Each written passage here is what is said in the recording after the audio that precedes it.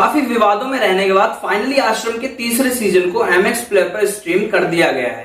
जैसा कि आप सभी जानते होंगे कि ये आश्रम सीरीज की आगे की कहानी होने वाली है, लेकिन ऐसा भी सुनने में आया था कि कुछ लोगों ने आश्रम के सेट पर तोड़फोड़ की थी। तो ऐसे में देखना दिलचस्प हो जाता है कि आखिरकार इस सीरीज में ऐसा क्या है कि लोगों ने इसके सेट तक पे तोड़फोड़ कर दी।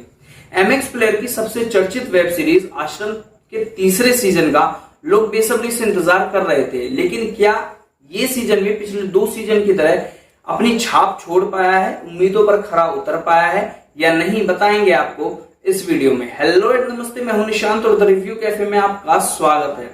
आश्रम के तीसरे सीजन में भी बॉबी देओल, चंदन रॉय सान्याल, त्रिधा चौधरी, अदिति पोहनकर और दर्शन कुमार के साथ साथ प्रकाश झा इस बार कहानी में कुछ ट्विस्ट लाने के लिए ईशा गुप्ता को लेके आए हैं।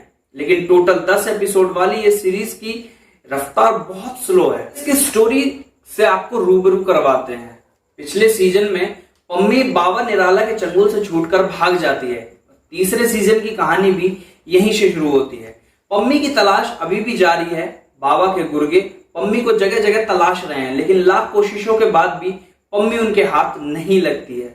इधर सत्ता परिवर्तन होता है और मुख्यमंत्री की कुर्सी सुंदरलाल के हाथ से निकलकर हुकम सिंह के हाथ में चली जाती है। तो अब शासन भी बाबा का और प्रशासन भी बाबा का। इधर अपने अंधविश्वास वाले बिजनेस को इंटरनेशनल लेवल तक पहुंचाने के लिए भूपा स्वामी एक नया प्लान बना रहे हैं।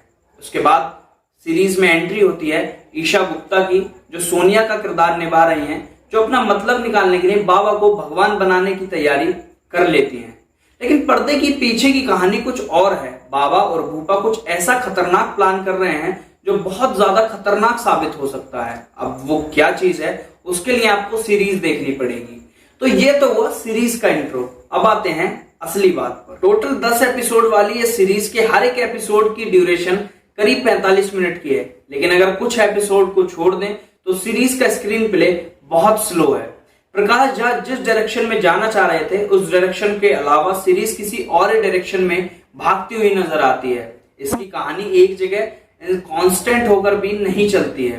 अमूमन ये देखा जाता है कि किसी सीरीज का अगर 1-2 सीजन आ जाता है तो फिर उसकी कहानी बोर करना शुरू कर देती है। सेम फीलिंग आश्रम 3 के साथ भी आती है। अगर एक्टिंग की बात करें तो पूरी सीरीज की जान अकेले बॉबी देओल हैं, जिन्होंने बाबा निराला का किरदार निभाया है और इस सीरीज को अपने कंधे पर उठाकर चल रहे हैं। बाकी ना तो किसी कैरेक्टर के पास कुछ खास करने को था और ना ही कोई अपने कैरेक्टर में दिखा।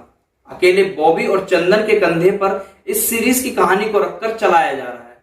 प्रकाश झा सोनिया को लेके तो आए थे कहानी में ट्विस्ट डालने के लिए, लेकिन जितना उनको स्क्रीन मिला है उतने में उन्होंने अपना काम ठीक ठाक किया है। इनके बारे में ज्यादा कुछ कहना अभी गलत होगा, क्योंकि उनको ज्यादा स्क्रीन ना देना ही इस सीरीज की थोड़ी सी कहीं ना कहीं कमी लगती है। सीरीज के लास्ट 2 एपिसोड जरूर कुछ इंटरेस्टिंग है, क्योंकि उस एपिसोड के अंदर मोंटी से बाबा निराला बनने की कहानी को दिखाया जाता है, जो बहुत ज्यादा इंटरेस्टिंग है।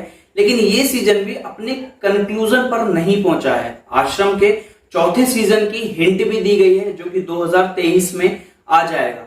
लेकिन हर सीरीज मनी हाइस्ट की तरह इंटरेस्टिंग नहीं होती। अब देखना ये होगा कि ऑडियंस को ये सीरीज कितनी पसंद आती है। लेकिन मुझे पर्सनली ये सीरीज बहुत एवरेज लगी है और कुछ ज्यादा खास अच्छी भी नहीं लगी है। आपको ये सीरीज कैसी लगी है, आप अपना रिएक्शन कमेंट बॉक्स में छोड़ सकते हैं। बाकी मिलते हैं आपसे अगले वीडियो में, तब तक के लिए जय हिंद, वंदे मातरम।